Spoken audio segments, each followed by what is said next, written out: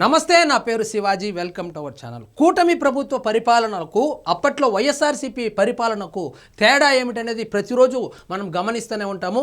అందులో భాగంగానే పోలీసుల పనితీరు ఏదైతే ఉందో, అప్పట్లో వైఎస్ఆర్సీపీ అధికారంలో ఉన్నప్పుడు పోలీస్ అధికారులు తప్పు మీద తప్పు చేస్తున్నా కూడా, ఉదాహరణకు విశాల్ గున్ని కావచ్చు, క్రాంతి రాణా టాటా కావచ్చు, సంజయ్ కావచ్చు, సీతారామాంజనేయులు కావచ్చు, ఈ పోలీస్ అధికారులు ఇక జగన్మోహన్ రెడ్డి శాశ్వత ముఖ్యమంత్రి అనేటువంటి భ్రమలో తప్పు మీద తప్పు చేస్తున్నా కూడా, ఆరోపణలు వస్తున్నా కూడా వాళ్ళను పట్టించుకోకుండా వాళ్లకు అండదండలుగా ఉండి అప్పట్లో వైఎస్ఆర్సీపీ పార్టీ పెద్దలు వాళ్ళ స్వకార్యాలకు కూడా వాడుకున్నటువంటి విషయం మనకు అందరికీ తెలిసిందే. కూటమి ప్రభుత్వం వచ్చిన తర్వాత విచారణ చేసి వాళ్ళను సస్పెండ్ చేయడం కూడా జరిగింది.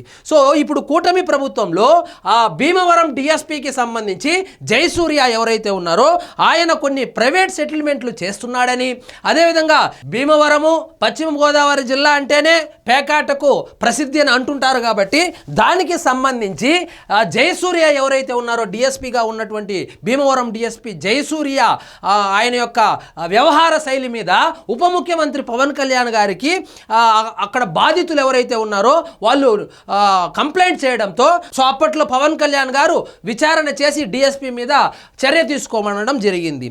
సో అది జరిగి చాలా రోజులు అవడంతో అంబటి రాంబాబు లాంటి వాళ్ళు వచ్చి పవన్ కళ్యాణ్ ఒక డమ్మీ మంత్రి, పవన్ కళ్యాణ్ డిప్యూటీ సీఎంగా అసలు పవరే లేదు, ఎందుకంటే కనీసము ఒక డిఎస్పీని కూడా బదిలీ చేయించలేకపోయాడు, ఒక డిఎస్పీ మీద కూడా చర్యలు తీసుకోలేకపోయాడు అని చెప్పి వెటకారం కూడా చేశారు. అదేవిధంగా రఘురామకృష్ణంరాజు ఎవరైతే ఉన్నారో రఘురామకృష్ణంరాజు గారు కూడా కలగజేసుకుని జయసూర్య తనకు వ్యక్తిగతంగా తెలుసని, అటువంటి కార్యకలాపాలు ఆయన చేసింటాడని తను అనుకోవడం లేదని, ఏది ఏమైనప్పటికీ విచారణ చేసి చర్యలు తీసుకోవాలని ఆయన కూడా చెప్పడం జరిగింది.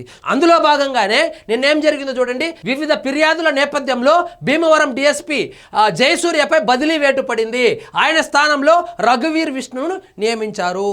సో అంబటి రాంబాబు గారు నిన్న కూడా మళ్ళా వెటకారం చేశాడు ట్విట్టర్లో, మొత్తానికి డిఎస్పీని బదిలీ చేయించారని చెప్పి. ఇక్కడ మనం గుర్తించుకోవాల్సింది, అప్పట్లో ఏ విధంగా చర్యలు తీసుకునే వాళ్ళు పోలీసు అధికారులు అయినప్పటికీ కూడా ఇప్పుడు కూటమి ప్రభుత్వంలో లా అండ్ ఆర్డర్ ఏ విధంగా ఉంది, డిఎస్పీ స్థాయి వ్యక్తులను కూడా విచారణ చేసి చర్యలు తీసుకుంటున్నటువంటి కూటమి ప్రభుత్వం ఎక్కడ, తప్పు మీద తప్పు చేస్తూ సెటిల్మెంట్లు చేసుకున్నటువంటి అప్పటి పోలీసు అధికారులు ఎక్కడ, అప్పటి లా అండ్ ఆర్డర్ ఏ విధంగా ఉండేదో ఒక్కసారి మీరే ఆలోచించండి. భీమవరం సబ్ డివిజన్ పరిధిలో జూద శిబిరాలు పెరిగాయని, సివిల్ వివాదాల్లో ఆయన జోక్యం చేసుకుంటున్నారని, కొందరి పట్ల పక్షపాతం చూపుతున్నారని కొంతమంది కూటమి నాయకులు అక్టోబర్లో ఉప ముఖ్యమంత్రి పవన్ కళ్యాణ్ దృష్టికి తీసుకెళ్లారు. ఈ వ్యవహారంపై స్పందించిన పవన్ ఎస్పీ నయీం అస్మీకి ఫోన్ చేసి మాట్లాడారు. అక్టోబర్లో జరిగింది కదా, ఇప్పుడు డిసెంబర్ వచ్చేసింది, ఎటువంటి చర్యలు తీసుకోలేదు, అందులో కూడా అందరూ మర్చిపోయారు. కంబోడియాకు సంబంధించినటువంటి సైబర్ నేరాలకు సంబంధించినటువంటి ఒక పెద్ద కేసును కూడా డీల్ చేశాడు. అదేవిధంగా చెక్కపెట్టెలో కేసు ఏదైతే ఉందో దాన్ని కూడా చాలా సమర్థవంతంగా నిర్వహించినప్పటికీ కూడాను ఆయన మీద విచారణ అంటే ఏదో ఫోన్ చేసి కనుక్కోవడం కాదు కదా, నిష్పక్షపాతంగా విచారణ చేసిన తర్వాత ఆయన్నైతే బదిలీ చేయడం జరిగింది. సో అంబటి రాంబాబు గారు గుర్తుపెట్టుకోవాల్సింది, సో ఇది లా అండ్ ఆర్డర్ అంటే ఇది. పోలీసుల మీద కూడా చర్య తీసుకుంటారు. మీలాగా పోలీసులను వాడుకొని రౌడీయిజం చేపించారు, సెటిల్మెంట్లు చేపించారు, దందాలు చేపించారు, ఎలక్షన్లో వాడుకోరు. సో కూటమి ప్రభుత్వానికి మరియు వైఎస్ఆర్సీపీ గత ప్రభుత్వానికి ఉన్నటువంటి స్పష్టమైన తేడాకు ప్రత్యక్ష ఉదాహరణే ఈ భీమవరం ఘటన అని కూడా ఇప్పుడు సోషల్ మీడియాలో అయితే ట్రెండ్ అవుతుంది. సో ఇదండి ఈరోజు మన టాపిక్. మీకు ఈ వీడియో నచ్చినట్లయితే లైక్ చేయండి, షేర్ చేయండి, ఛానల్ మాత్రం సబ్స్క్రైబ్ చేసుకోవడం మర్చిపోవద్దు.